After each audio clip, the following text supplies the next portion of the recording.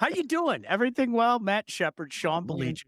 Glad you I was are. hoping you were gonna say, "Hi there. Hi. Hi. Hello. Hey." How you doing? Shep, I know a lot of people dragging a little bit this morning. One of the things that fascinates me about like this business and about sports fans in particular, and maybe I'm turning into my dad. It wasn't like this when I was younger. Listen, you kids. There's no middle ground today. Like, everybody looks at things as either success or failure, and I think both things can be true, and I think that both things are true about the Detroit Red Wings, and I'm sure many of you are still licking your wounds, and, Shep, I hate to do it again, but we hate to tell you that we told you so, but I had a feeling that RW would come into play. We talked about it weeks ago. Here we are sitting here today. But I'd be interested, Shep. We had a great conversation with everybody out there last night for a long time in the aftermath of the Wings win that turned out to be a loss. I'm where are you at with all this right now? I want to hear Shep's perspective on Well, this. first of all, full props to you for the RW. You did say that roughly 2.5 weeks ago. You said it's gonna come into play, and you're 100% right. It Um, did. No, I'm not, I'm patting yourself on the back. It's just if people are listening, if people wanna have a little bit of an education on that stuff, it's an important thing to remember. I believe that, as you and I have talked about before, expectations can change. mhm. There was a time, when you're up, what, 9 points at the end of February, I expect you to close the deal. I don't give a crap how many times you've been there before. Your coach has been on a staff that's been there before. You've got plenty of players on this team that have been there before. I think there's a misconception about this team that everybody's so young and, "Oh, Steve," they said it on the postgame last night, "We're at the end of the rebuild." Wait a minute, hold on a second. How many teams rebuild by signing long-term deals with guys like Andrew Copp Yep. and JT Comfort and Olimata, although it's not a long-term deal. You understand where I'm coming from, right? Yep. So I believe expectations can change. I think they did change. They should have changed. You pointed it out 2 weeks ago that Steve Yzerman reportedly went into the room, had a very stern talking to his coaches and his players about reaching the playoffs. That to me tells me his expectations probably changed as well. So it's okay to be disappointed. And it's okay to be, you know what? This team should have done this. You lose 7 straight. Granted, Dylan Larkin was injured for 14 games. You lose 7 straight. You lose 4 in a row. Your RW argument, or even beyond that, one more win, Arizona, Buffalo, I don't care, Carolina, you get that win, you're in the postseason. Don't tell me that it doesn't matter, because it does matter. That's how teams learn and get better. The younger players, whoever it may be, Lucas Raymond, Mo Sider, I don't care who it is. Your experiences are going to help you moving forward. Because guess what? We don't know what the future holds. I said this a while back. We thought 2 years ago the Chicago White Sox had a window that was as wide as your back porch. And Mhm. that's wide, folks. Did you see how quickly it closed? They're off to their worst start in the history of their franchise. It's incredible. It is. So I just don't buy that. I said this, I tweeted this out. I don't know if you saw it, but I said, "Do you miss the streak now?" And I got a lot of pushback from people. No, it was all manufactured. I'm like, hold on a second. And I didn't get into Twitter wars. There's no sense. Red Wings last appeared in the Stanley Cup in 2009. Pittsburgh beat them, right? You and I Yep. think were at the game. I know I was at the game. I thought you were at the game. The next year, they go into the semifinals. They had 44 wins. The following year, they had 47 wins and then 48 wins. And then there was the lockout, so you can throw that one away. They make the playoffs, 39 wins in 2014, and people are like, blow it up. The next year, they had 100 points. 100 points. And they lost in the first round. The following season, they weren't a wild card. They were the third place team in the division. They had 41 wins, 93 points. That's not terrible. Blow it up. Okay. I understand that the rebuilds are going to take some time. I understand at times they can be painful. I just don't think that when you sit there and you get used to something and you see your team lose in the first round, that automatically you blow it up. And I just think this is a situation right now with this Red Wings team. You should be expecting more. I think we should expect more in this town from our teams. I think we're very realistic. You're very realistic about the Wings especially. And I think sometimes you get a little high with the Tigers, but you expect the Tigers to win the division this year. I think the Red Wings, the expectation should have been not to win the Atlantic, but to make the playoffs. And I'm disappointed that they didn't. Yeah, and it's interesting, Shep, because I sit back and I think it's only right to look at both sides of it. There were positives to take out of this, no question about it. And you mentioned one of them. Lucas Raymond did what you want your young players to do, and your so-called best players. Your best players have to be at their best in the biggest game. And that was a guy that stepped up his game. Period. End of story. I think Mo Sider is a guy that showed progress, and progression is a word that I used last night, and I'm going to continue to use. Mhm. Did they progress this year? Was there progression? Yes, no doubt. Was it enough? No, it Mhm. wasn't. That doesn't mean that I'm out on the Iser plan. That doesn't mean that I'm out on this piece or that piece. Because again, Shep, I'll go back to the beginning. It's like all or nothing thinking. Well, if you feel this way, then surely you must feel that way. No, I don't feel that way. That doesn't mean that there aren't some red flags. I think one red flag that jumped out to me, I brought this up last night. Okay. Those 2 games against the Habs, all right?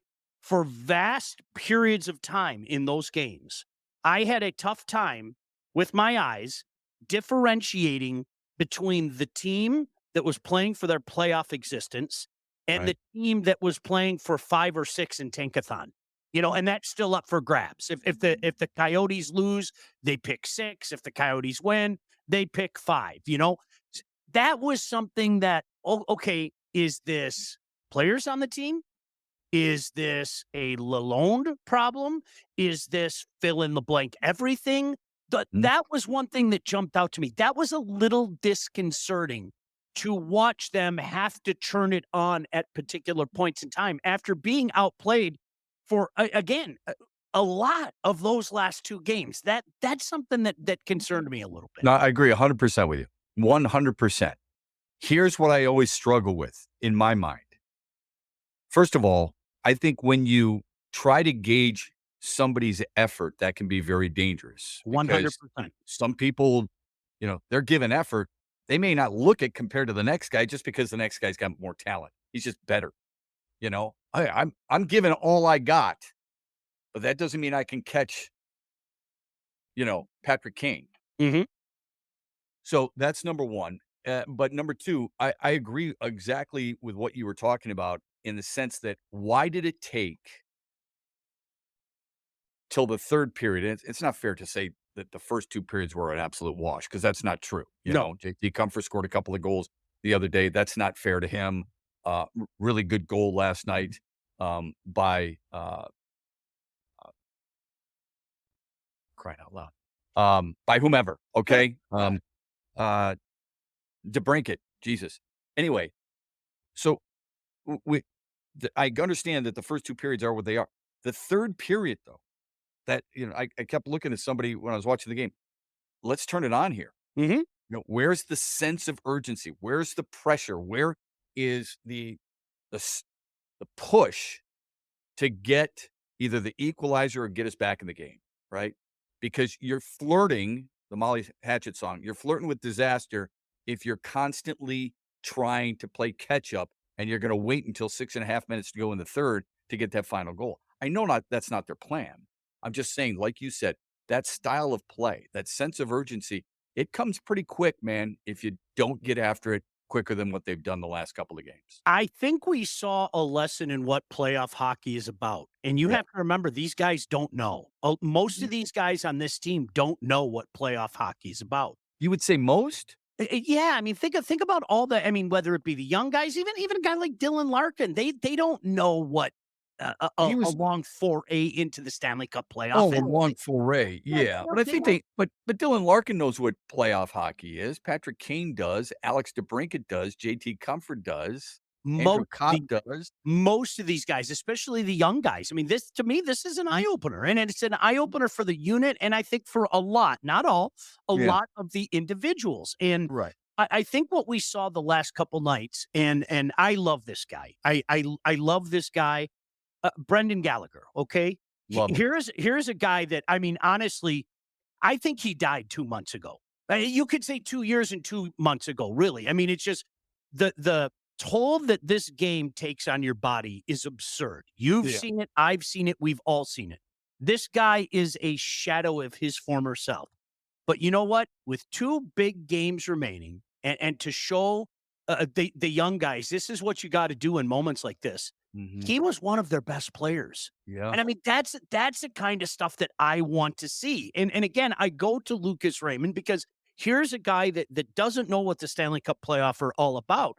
And that kid played his hearts out. And Shep, again, it isn't just about getting those big goals. Of course, you want that, especially when you're Mhm. paid to do so. But it's doing the little things. It's paying the price. It's playing that quote unquote playoff hockey. And to me, that was pretty cool to see a lot of young guys because you brought up something earlier and I couldn't agree with you more. Look, point blank, 2 years from now, my jaw would not drop if you saw at the top of the Atlantic standings Detroit and Montreal. 2 years from now, my jaw wouldn't drop. I mean, there's so much young talent. They've both done the slow build. They've both done a good job maneuvering some trades and getting some draft picks and bringing young talent in. But there's no guarantee. A year ago, many people, let me raise my hand, thought that Buffalo was an absolute shoo-in for the playoff. Absolute shoo-in. I mean, after all, they just missed last year, and Mhm. so were the Ottawa Senators. The way the Senators turned it on, there's absolutely no guarantee when you're talking about things like that. What we think it looks like and what it are, oftentimes are two different things, man. Yeah. Yeah, I don't take it for granted that just because you made a jump from one year to the next, that you're gonna take the next climb. Sure. In Detroit, what do we always use? We use the Pistons all the time. When you and I were kids, the Pistons in 1985 and 86 and 87 had to take their lumps. They had to learn their lessons from Larry in Boston before they actually made the final. And then, God forbid, there's no way you're gonna win it. You had to learn from Magic Johnson and the Lakers before you could win. Bull, because Magic Johnson didn't learn from anybody his rookie year, No, did no, he? no.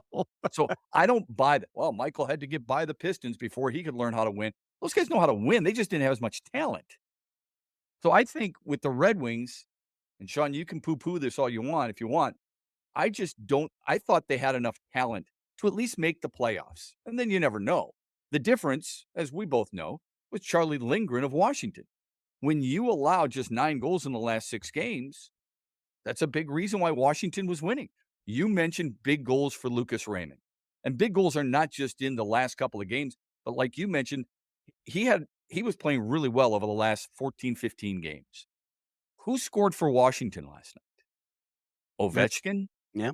and Oshie. Now Oshie's was an empty netter, but they rose to the occasion.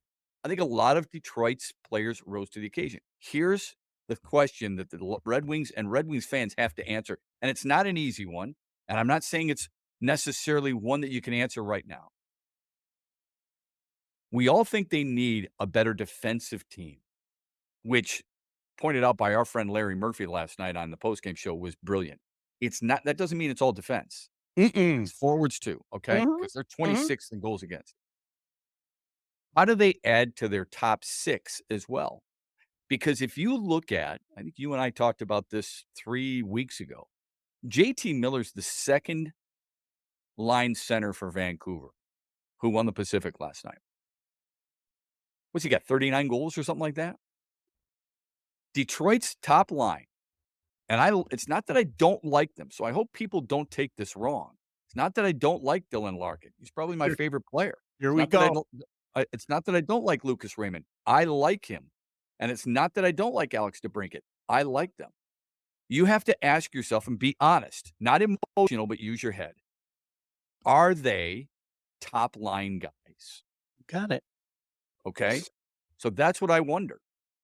So when you look at a center, and again, you know how I feel about Dylan Larkin. I don't expect him to be Nathan McKinnon or Connor McDavid. Okay. Or Austin Matthews.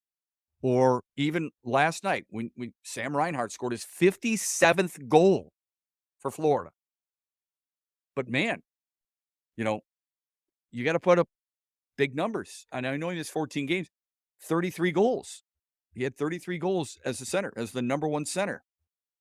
You probably need more than that. Lucas Raymond had 31 as the top line left winger. I don't expect him to be Artemi Panarin, but that's what you have to ask yourself. I believe. I could be wrong there. I couldn't agree with you more. I've had this argument with people for 3 years now, and to the Mm. point where it turns into like our old bit from back in the day. Why do you hate Dylan Larkin? I mean that people openly say it to me now, and it's to say I really like Dylan Larkin. I want Dylan Larkin on my team. Me too. As an article in The Athletic brought up a few weeks ago, okay? An unnamed general manager, I don't know if you saw it, Shep. An unnamed general manager basically said what we said, and I'm paraphrasing here. I like him. He's a good player, but if that's your number one going up against other number ones in this league, you're putting yourself at a disadvantage. And I literally ding, ding, ding, ding, ding. I'm sorry. That's the way it is. That's not a Mhm. slight against the kid. I'll take him. I didn't Yeah. mind the contract, all of that stuff, all of Same. it, all of it. Same. And Right. but that's just the reality of the situation. We have Yeah. a few comments that I want to get to if we can. Sure. Pete, there is an air of historical awfulness in Chicago, and it couldn't happen to a better organization. Chris said, Shep, do I want more? Yes. However, in reality, I thought that because of their division and talent, contending for playoff was going to be their max. Next year, they will have, in all caps, to make the playoffs, period. Why Getting a but seat but one but is very my important. question to that would be why? I'm not I don't let me I know they're not in the division, okay? Mhm. I know the but do you think this team is better from a talent standpoint? Not superstar, but depth. Do you think they're better than Washington? Because I do. Yep. And by the way, the best teams don't always advance. There's plenty of teams that you're like, "Wow, they're really good," but they haven't gotten there. Look at the Philadelphia Eagles last year. They started 10-0. Everybody thought, "Wow." Change opinions can change, okay? I don't get where and I'm not dissing 91 points, it's fine, but I don't get the whole, well, their division and their talent means did you think at the beginning of the year they were gonna have Patrick Kane? No, you didn't. So that was a difference maker. They've got plenty of guys who have experience and have enough talent to have taken this team. You say they have to make the playoffs. Based on what? You don't know what they have next year. What if they got rid of a lot of guys to try and get a little bit younger because they're an older team? I just don't buy that, man. I think we came into this season thinking, period, this team isn't ready yet. Some teams can surprise us, you know. There's plenty of teams out there in every sport where you're going, holy crap, I can't believe they were as good as they were. Why couldn't the Red Wings be that? Yeah. We just assumed going in, we were told, we were fed by all the preseason prognosticators, this team won't make the playoffs. So being in the hunt makes us feel better. There was a time at the end of February, Chris, I'll guarantee you that if you would have joined Sean and I, you would have said, yeah, I expect them to make the playoffs. You're trying to tell me during that 7-game losing streak, and then they think they won a couple and then lost 4 more, there wasn't a point where you went, shoot, they just blew it. Well, you had to have had that expectation, that level of where you're almost there in order for you to say you blew it. Yeah. So I'm not buying that. Sorry. Rob said, Shep is a bit more realistic about the situation regarding our top line. I thought the crack Sean made about how the Wings should stitch a plus sign next to the C on Larkin's sweater to remind everyone of the fact he's only graded slightly above average as an NHLer was a bit over the line. I don't remember saying that. I gotta be honest with Rob. Did I say that, or are you having fun with me? And no, I don't remember. I don't remember saying that. Sorry, I just don't remember saying that. I've said it for 3 years though. Funny though. I can't take credit for it. If I did say it, then I'll own it. I don't remember saying it. But again, this is where facts are your friends. And we did this on the show last night. I mean, look up what one Cs are doing in the league. You do it yourself. Seriously, look up what they're doing and then compare their name, compare their game. And I have a feeling that you're probably going to fall somewhere in line. I think he was 16th in the quote unquote one Cs in the league. I mean, that's what I'm talking about. Yeah. Yes, the thing that drives me nuts, Shep, and I know you and I have talked about this so many times, okay, is there's nothing wrong with wanting more. There's nothing wrong with wanting more, saying, I like this guy. I'm glad he's on our team. Mhm. Okay. But yes, should there be more? Yes, there should be more. And I think that's the issue that I think a lot of people in this town have and settle for the, oh, well, I like this guy or I like that guy. Well, that's fine. I'm not going to tell you who to like, but Yeah. don't get mad at others for saying, listen, I when I look across the league, Mhm. there are guys that are getting it done at a greater level. And to your point, I think about playoff teams, I can't tell you how many times I watched the Caps down the stretch and I said, I don't know how they're doing it. Yeah. I don't. And you know what? Let me throw another one in there. The New York Islanders. I have Right. no idea. Yeah. I I I mean, what's their I have no idea. I don't know if you buy into the plus minus, okay, in goal differential, but Washington's a minus 37 in goal differential. The Islanders are a minus 18. They're the only 2 teams in the playoffs who are a minus in goal Yep. differential. Everybody in the West who's in the postseason, they're a plus. Everybody else in the East, they're a plus. The only thing I would say to argue even the point I made, and to a certain extent the point you made, there are some 1Cs, top centers. They're playing with a lot of talent too. But if we're gonna say that about Dylan Larkin, maybe it's too early for Lucas Raymond because he's only 3 years deep. But you know Zach Hyman. Mhm. You and I watched him at Michigan. You and I called games of his at Michigan. He's a 5th round draft pick. Mhm. He's in Toronto, never scored more than 21 goals. Suddenly, he gets to Edmonton. This guy's a 50 goal scorer. Oh, who's he playing with? Connor McDavid. Facilitator. Hi. That helps. Mhm. Over 100 Uh, assists. I mean, that hey, listen to that point. yeah, DeBrincat. It's amazing what can happen when you have a guy who is a facilitator. I'm going to say point blank, I didn't like the way that they utilized DeBrincat at all down the stretch, and subsequently when they put him with a facilitator, it's amazing how he started scoring goals again in the past mm, week. There are certain guys that can't create for themselves. They need a facilitator, and to your point, I saw DeBrincat do it in junior playing with a guy by the name of Connor McDavid, and he made magic in Chicago playing with a guy like Patrick Kane that is a facilitator. A lot of times it's putting guys with the right guy. And some guys need you to dish the puck to him. I think DeBrincat's one of those guys. I do, because I know he got a lot of heat from people. Where's he been? Where's he been? Well, yeah, I guess he has to own some of that. There's yeah, no doubt about that, but who's he playing with? yeah. This is a guy, So listen, what you is don't it have they to be that did? What big is of it a they hockey did? pick. What is they did down the stretch that you didn't agree with? I think that he should have been playing with Larkin, like, constantly, honestly. I Yeah, really do. I yeah, think he should have been playing with Kane. He's a guy that needs the puck. He does. He needs, and I hate to keep going back to this word, facilitator. He needs somebody to be the facilitator that's gonna get him the puck. There are certain players out there that, they're not gonna dance through people. They're not gonna dangle through people. right. This is a get him the But puck. some of that was because Larkin was hurt too, right? Absolutely. During okay. Absolutely. Yeah. Then therein lies, if you know that, and I would guess most people who follow hockey closely like you do also know that he's not a dangler. He's I not a agree. guy who's gonna carry the puck from his defensive blue line into the opponent's zone and set things up. That's Dylan Larkin.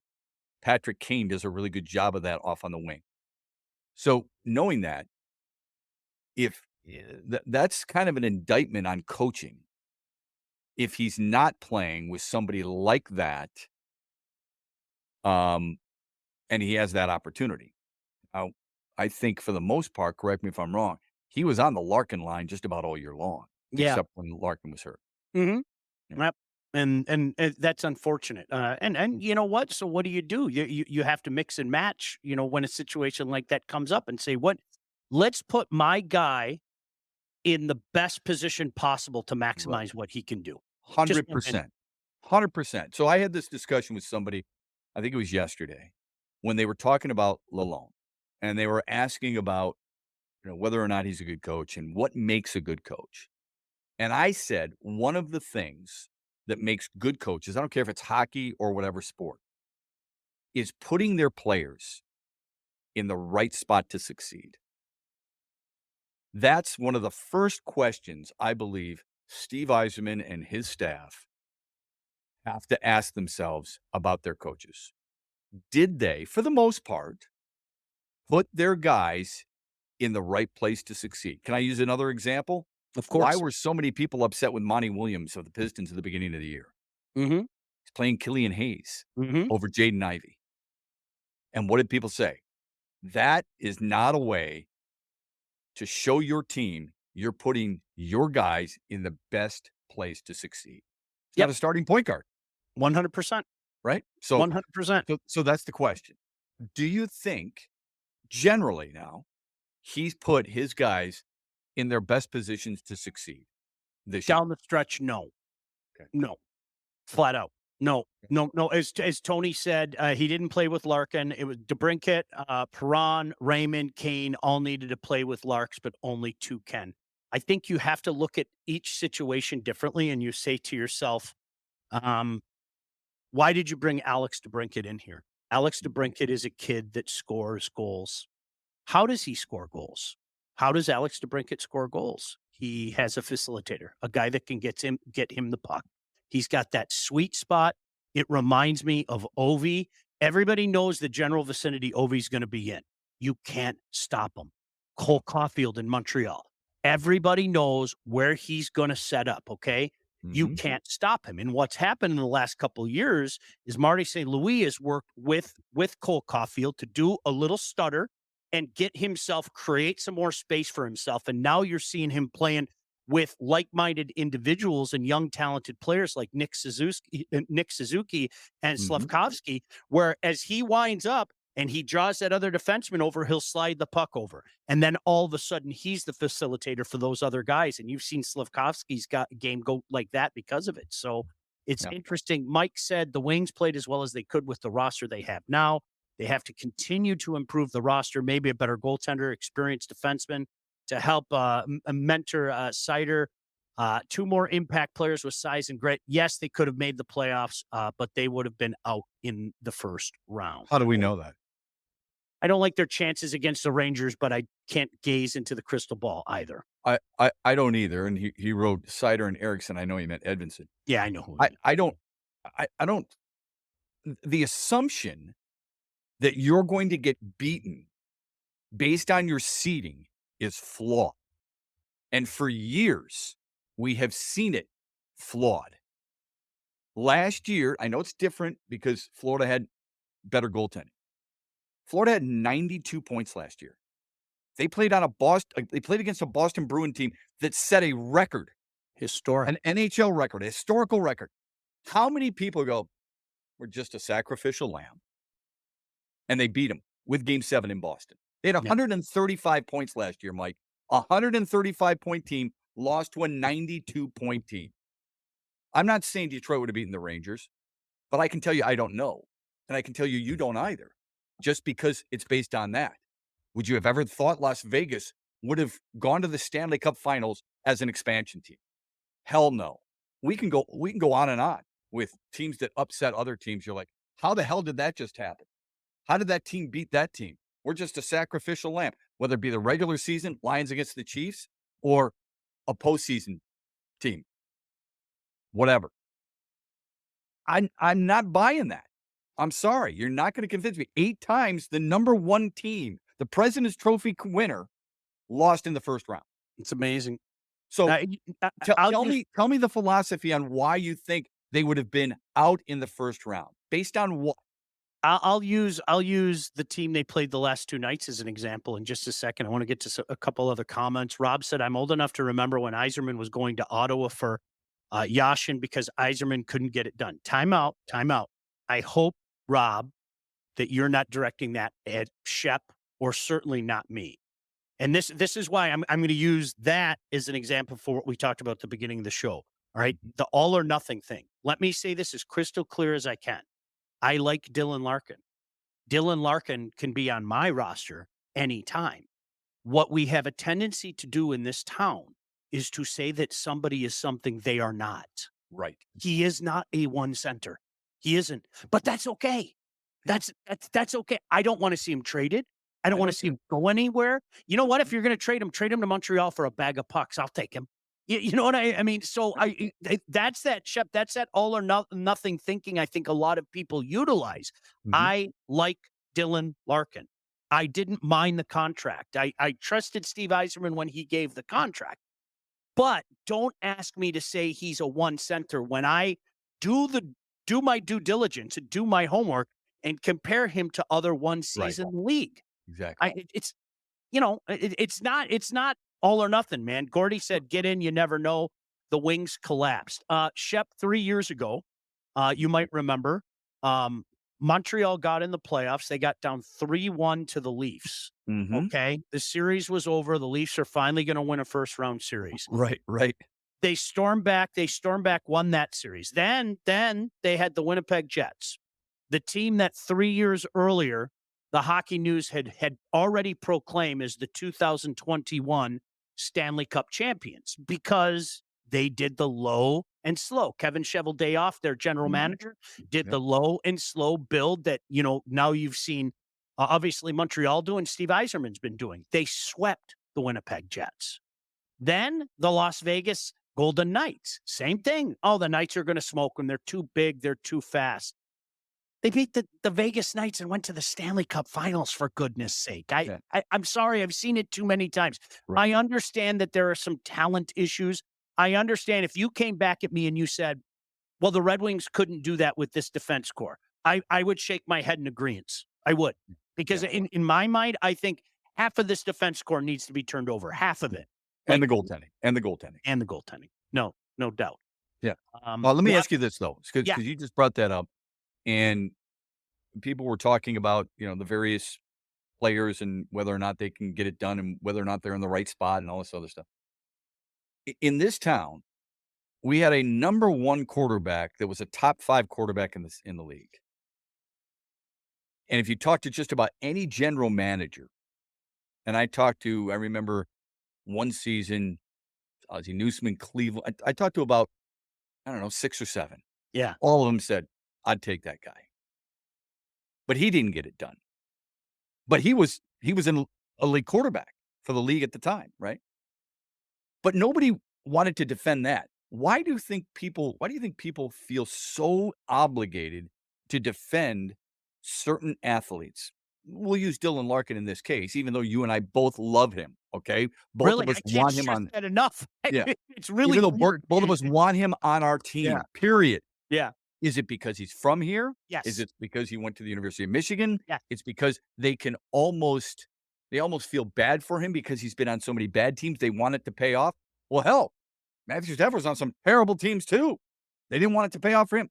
I just I think it's because 2 things. A, not as many people talk hockey or know hockey because they didn't play it. You do. And because the position. There's 4 centers on a team. There's a lot of blame to go around. And a quarterback, there's 1 ball. You're getting it every time. It's on you. Shep, I think the Detroit Tigers are a shining example of what you're talking about because I think over the years, Mhm. this fan base has fallen in love with what's next. And Yeah. they want to be able to tell everybody, I saw this kid at West Michigan. I Mhm. saw this kid at Erie. I saw this kid at Toledo. Um, Brandon Inge. The love affair with Brandon Inge was insane. And I'm not being disrespectful to Brandon Inge, okay? Mhm. The last couple years of his career, it was over. I mean, it was over. And so much so that if you remember, Dombrowski in the 11th season sent him down. He went out and picked up Wilson Betemeat. And when Inge came back, everybody gave him a standing ovation. And oh, isn't this great? Isn't this great? And by the time the beginning of next season ended, a month into the season, he was gone. Yeah. Like, they made the right decision. He was gone. Yeah. And then, of course, what happens, he had that one big weekend against the Tigers and everybody, "See? What do you have to say now?" I love C. C's my favorite thing, right? Well, He's next to gone a month after that, you know? I mean, it's come on, man. C is your second favorite thing. Remember when is your first Oh, one. I'll never forget. I do. I love never forget. Rob said, no, not at all. All right. Glad you clarified. He said, Eiserman was forced by Bowman to become a more two-way player and complement the weapons around him. And he went from a great offensive weapon to a hockey language. A legend. No doubt. No doubt. Steve Eiserman was a different player Mhm. and a different trajectory than Dylan Larkin. Let's have a starting point there. But, He's a Hall of Fame player, man. He's a in Hall of Fame conjunction player. with keeping this with Dylan Larkin, I have no other way to say this. I like Dylan Larkin. I think he's a very good player. I want him on my team. If you are asking me to call him a star, I'm not going to do it. Is that okay? Yeah. Yeah, I All think right. that's fair. I Alan? think it's fair. Now that he could be an all-star.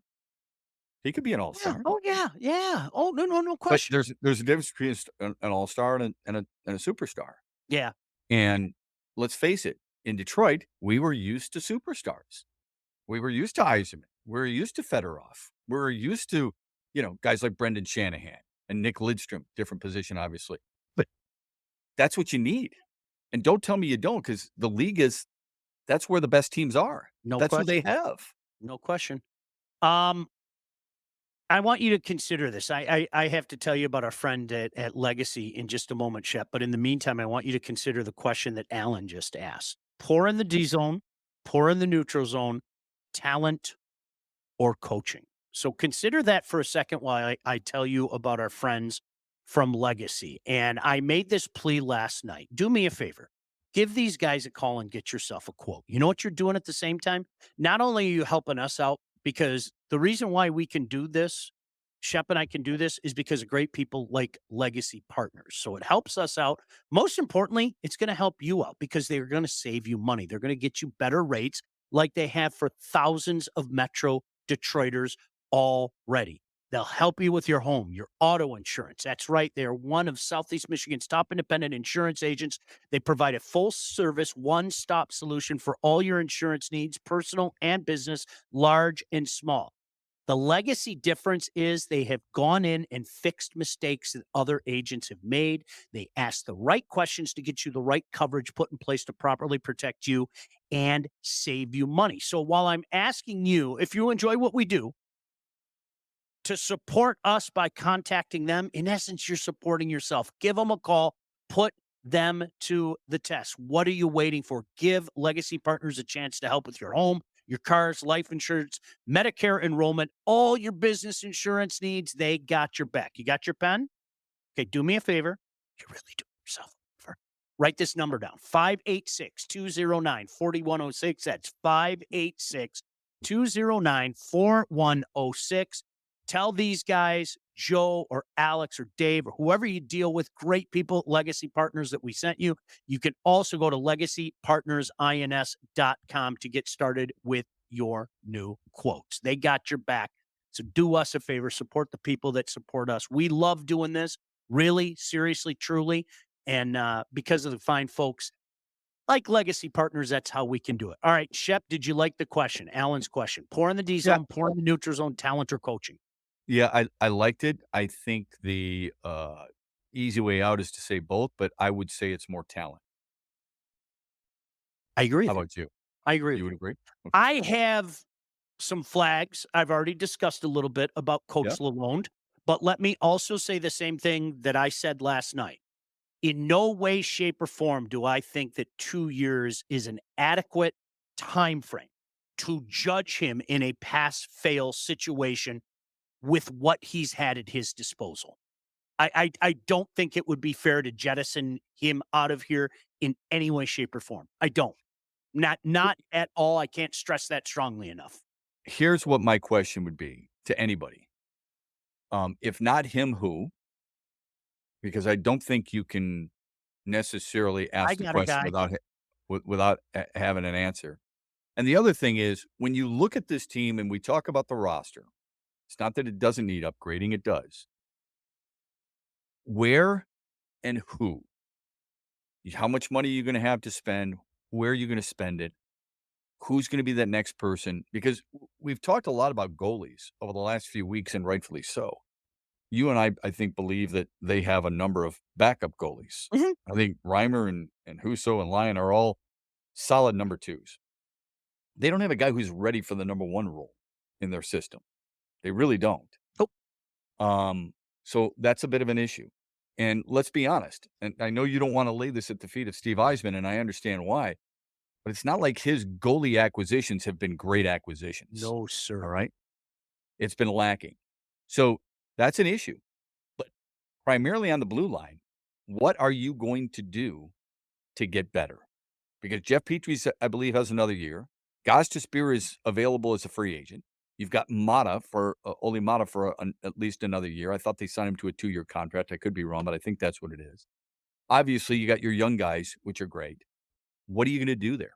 How handicapped are you in that situation? No, it's a great question. It's not as easy as just flipping the script. It's Right. easy for me to sit here and go, half of that defense core should be turned over, legitimately. Half of it should be turned over.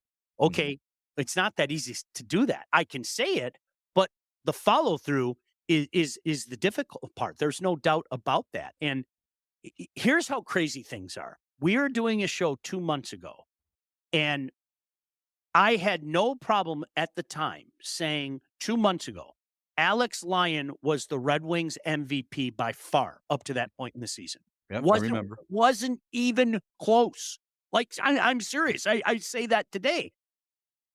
The thing that a lot of people worried about, and Shep, guys like you and I verbalized, was, okay, you're asking him to be something that he's not. He Mhm, hasn't been the mhm. water carrier. He hasn't been the workhorse. Sure, he gave the shot of adrenaline that Florida needed last year before Bob came back in, but you're asking him to be something he's not. Well, we shouldn't act surprised that a month and a half later, not even a month and a half later, maybe a month later, well, Alex Lyon looked like a guy that had played too much, right? We Yeah, shouldn't be surprised at that. Wait, yeah, wow, that's amazing. yeah. I like what Gordy said here, my buddy from L Town. People love cringe. I, listen, Shep, you can stay quiet. All right. Akil Badu. I'm sorry. It made me pull hair out of my head. Well, but those are 2 different players. I mean, Brandon Inge was a legitimate starter on an American League pennant-winning team. Akil Baddoo is not. I just, Brandon Inge, the thing that I think what happened in Detroit with Brandon Inge, and it's not that I don't like him, because I do, is that all we talked about, whether it be on a pregame show or during a broadcast, man, what an athlete. mhm. Guy drives the ball 330 yards Oh, off the golf tee. Guy can kick a field goal. Guy can play third. He can play catcher. He's got a big enough arm to play the outfield. He could pitch because he pitched in college. He played shortstop in college. All the things that you wanted to hear were stirred up in one little churn. And we're like, just poured it out and made that big block of butter for you. And then you laid it on nice and thick. That's what everybody learned.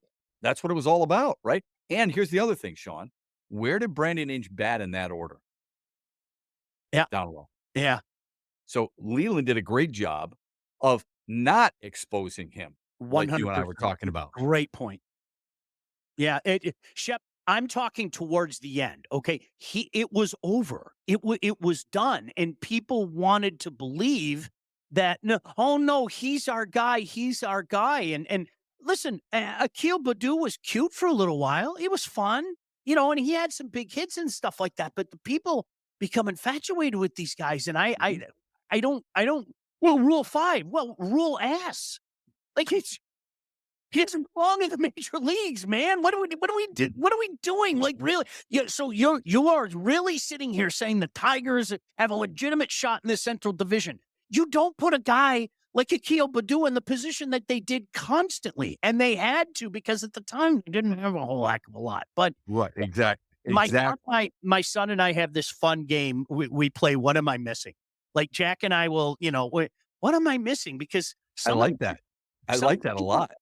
people fall in love with the weirdest guys here, and a lot of times I'll ask guys like you, Shep, like you watch all the. Am I missing something? Is there something that like what I'm trying to figure it out, and I think there's more validity to that comment. Well, it doesn't help when people who may be calling games, and perhaps I have been guilty of this in the past, immediately bring up, Shane Victorino was a Rule 5 pick. Marwin Gonzalez was a 5 pick, and so was George Bell and Joaquim Soria, and you guys remember Dan Uglo with Philadelphia. That's a Rule 5 pick. Who says that Akil Badu can't do that? Who says he can't have the impact that the best Rule 5 pick of all time, Johan Santana, was it? Hold on. It's amazing. Pump the brakes. You know how many I Rule love 5 picks there are every year? Shep. The Mexicutioner might be my favorite nickname in all of sports, and that's saying a lot. And I know that he doesn't like that nickname, but whoever came up with the Mexicutioner, that is that is the absolute best nickname ever. Jim said, "What do you think the ratio of dump and chase teams versus puck carrying teams is around the league? I pay attention to insignificant things like this." That's an Jim, interesting question. That's an so do interesting question. there are times that the Red Wings fall into. I'll refer to it as the Jacques Demers era of Red Wing hockey, and I don't want to be disrespectful to it, Shep, because for those of you that didn't grow up in it, what he did taking that shit show that was the 85-86 Red Wings and getting them to nearly win the division the next year and go to the conference finals, they're memories that'll last a lifetime. I mean, Jacques came in and did it, but that was the style of play. Okay, boys, we're going to dump it in. We're going to go chase it and everything. The league's changed so much. The league has changed so much, and that's why there were people like me that were screaming, "Get yourself a Quinn Hughes, draft a Quinn Hughes. That's the league today. That guy that can carry, that guy that can be the first in on the attack and the first one back." It's such a fine line today. A But good thing they Jim, I think passed that's on a him. That was 100% smart. A good thing. That's couple brilliant. Or Bouchard. Oh, those are good things. unbelievable. God forbid. Why would you want a guy like that? Kachuk, No way. Kachuk's playing in your backyard. I would go to I know. war with Brady But Kachuk. I don't did they have a chance to get him though? I didn't Yeah. think they had a chance Oh, to no, get him. no, he went. He went before. Yeah, he went. But both of those kids, I did their games. Both Yeah. of those kids, I told anybody who would listen, my gosh, you take that kid and you got a star for years, you know? Right. But But Brady, I think he's the Brady best went pick. 4th to Ottawa, right? I think Fourth, 4th, third or and then fourth. I can yeah, tell you and this. I think he's the best draft pick out of that class. oh, stud. Gosh, I love that kid. But are you trying to tell me that you want if you had it to draft over again, you wouldn't take Philip Zadina? Do you want to fight? I mean, come on. Gordy said, is there better coaches available? Why not upgrade the coach if you Yeah. can? You would upgrade any position if you could. It might not be fair, but it's the pros. If you could upgrade, you do it. Great text. It's a Great great text. point, Gordy. That's a It great. is. It Listen, is. I buy it. But who are those coaches? Yeah, listen. Are you going to bring in a Berube? Are you going to? How about Joel Quinville, who's been sitting in mothballs for a few years? How about a guy Barry like Trotz? Barry Trotz? Try to talk him out of it. Right. As I said, for me, and maybe I'm putting too much into this. I've never, not once, had a conversation with Steve Yzerman about this, but I like to look at a guy's tendencies, and his tendencies are Guy Boucher, who was the hot name at the time. It didn't work. It hasn't worked in a couple of spots. John Cooper and Coach Lalonde. What do all three of those guys have in common? First-time coaches. Now, that doesn't mean that his next hire is going to be a first-time coach, Mike Vellucci. But it would be wonderful, if you have an opportunity, if you think this guy fits exactly what you're going for. GW, I agree with you 1,000%. Doesn't it matter on the team? Let's go back to when the Tigers used Brad Ausmus instead of Ron Gardenhire. Oh, geez, scratch. It was the wrong person at the wrong time, right? You want Brad Ausmus in when there's a young team, that's one thing. You wanted Ron Gardenhire to get you over the quote-unquote top, right? Yep. So where are the Red Wings? What Steve Yzerman will have to where are we in our situation? Great analogy. I'm not using that blank word. Where are we in our situation? And what kind of coach can help us turn that proverbial corner? Is it a first-time guy, or is it a guy who's already done it before? Is it Gerard Gallant? Is it Craig Berube? Is it Barry Trotz? Is it Joel Quenneville? I don't know the answer to that. I love what you said there because the analogy that I used when they hired Brad Osmus in 2014, okay? My son was about a year away from getting his driver's license. And I said, when my son gets a car, I'm gonna go out and get him a car when he's 16. What do you get a 16-year-old? Am I gonna get him a $130 million Ferrari to drive around? Well, it's a little different. I mean, you can afford Well, it. it's Most just people I can't. walked over to my couch, I found $1 million this Yeah. morning, so don't Yeah. worry. Yeah. No, but all listen, Shep, seriously, no. Yeah. Brad Osmus' first gig was a shiny $130 million roster Right. that had just won the division in 2011, 2012 went to the World Series, and the one that hurts the most, 2013. And you hand the keys, you dangle the keys to that guy, and you say, here you go. Be careful with this $130 million beast. Wow, an accident happened. Who'd have thunk it, right? Yep. Yep. He was smart, though. Boy, I'll tell you what, he was Well, dreamy. You have to all you give him that. He was a all you dreamy human being. Sean, all you have to do is ask him if he's smart. And I mean, where else are you gonna go? Go to the horse's mouth. Are you smart? Yes. Jim Schwartz, are you smart? Smarter than you. Matt Smarter than him. Patricia, are you smart? Smartest guy in the room. Come on. You're trying to try to argue with me right now. They're smart. Yeah. Let me tell you about our friends at Wealth Advantage. I'm going to say the same thing. Listen, these guys have been with us for day one. Do me a favor, give them a call. And in the process, you'll be doing yourself a favor because if you're ready to take charge of your financial future, those guys are going to help you. Who are those guys? Those handsome brothers, the two behind the Wealth Advantage Group. They are located in historic downtown Northville and owned by two brothers with over 20 years of industry experience. They understand that your financial goals are as unique as you are. That's why they offer personalized expert guidance to help you navigate the complexities of financial planning. Now, whether you're saving for retirement, getting ready to sell your company, or already in retirement, they can help guide you through every step of your financial journey. They've done it for me. That's how I find $1 million in my couch. They work with clients throughout all stages of life and have clients in over 20 different states. The investment world is a complex one. So if you're ready to start taking your finances more seriously, it might be time to work with a couple of experts. Reach out to these guys, the Wealth Advantage Group at 248-773-8574. That's 248-773-8574, or view their website at www.thewealthadv.com. Can't thank my buddies Mike and Jeff enough. Yep. Uh, Thanks, guys. do Appreciate us it, a man. favor, give them a call. You'll be doing yourself a favor as well. Gordy said that one hurt, Shep, but you nailed it. It might have cost us a couple World Series. Shep, one of the Um, worst moments in my sporting fandom life, okay, was that Sunday afternoon where at the exact same time, it's funny that you mentioned Jim Schwartz. At the exact same time that Jim Schwartz was telling his Buffalo Bill players to carry him off the field because he's such a douche, at that exact same time, that happened. You know that. You know that happened. I'll be the guy that narks on everybody. Hey guys, Detroit kind of screwed me over. Can you carry me off the field and make everybody think that you guys love me? What an ass. But anyway, listen. At doing the the same thing in Philadelphia now. what come on, dude. At the exact same time, the Tigers are in the process of getting swept by the Orioles.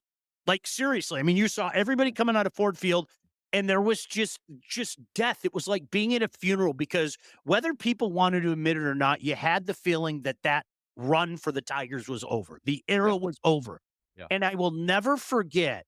Oh, They come back and Bob Vergales, I don't remember the old PA Virgils. announcer. Yeah, Virgils, yeah. he says, Tiger fans, we're coming back for the ninth inning. Show everybody your excitement.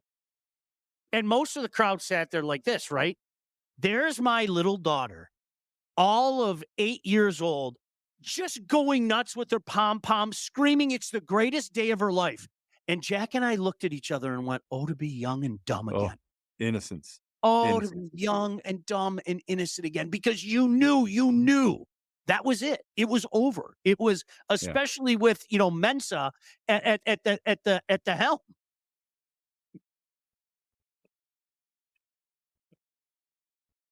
I don't know where that came from. Hey, listen, Friday when we get together, Yes. I've got a question for you about the NFL draft. It's Okay. not a mock draft question.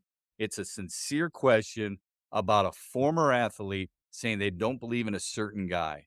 So I really want you and I to get the chance to discuss that. I'm excited about Friday with Oh, I can't wait. That's good. I like that stuff. you. Yeah, I'm I know serious. you. I like that stuff. No, really. It's a good tease. Yes. You've done this before, haven't you? All right, before we get out of here, can we tell you about our friend Lindsay Broadwell as well? I'm going to say the same thing. Lindsay, thanks for being with us. And Yeah, if thanks, you Lindsay. are looking to buy a house, sell a house, do both, you need to contact the right agent. There she is. Lindsay, your house is Her probably husband outkicked his coverage. Is that fair to say? yeah, By oh, far. absolutely. I think he'd be the first guy to say it.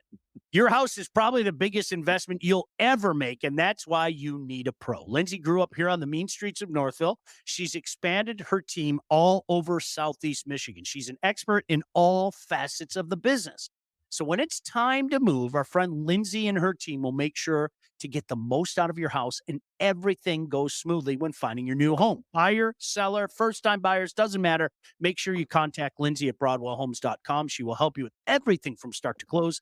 Licensed realtor at Real Broker LLC. Start your search today at BroadwellHomes.com. Yes, Shep, we'll be talking about the draft again on Friday. I want to tell everybody, make sure you go to visitdetroit.com. Know before you go. It's going to be busy down there, okay? So I think Oh, our friends at visitdetroit.com and, of course, with the Detroit Sports Commission want you to be prepared. Get the NFL One Pass app. You don't know. I'm serious. I've been to a draft, Shep. I'm sure you've been to one. You don't know how crazy it's going to be. So certainly want to give them a plug before we get out of here. All right, Shep, will that do it? Any last thoughts from you? no, I'm excited about Friday. We're gonna shift it up a little bit. We go from hockey. Always enjoy the hockey conversation, but football is gonna be a lot of fun on Friday. Yeah, looking forward to it. Thank you, everybody. Rob, thanks for the kind words. Great stuff. Stay safe from Todd, thank F you. Storm 24 hours later. Todd, thank you very much. Appreciate you. See you on Friday. Thanks for checking us out. Help our advertisers as well. They're our partners. We wouldn't be here without them. Have a great day, everybody.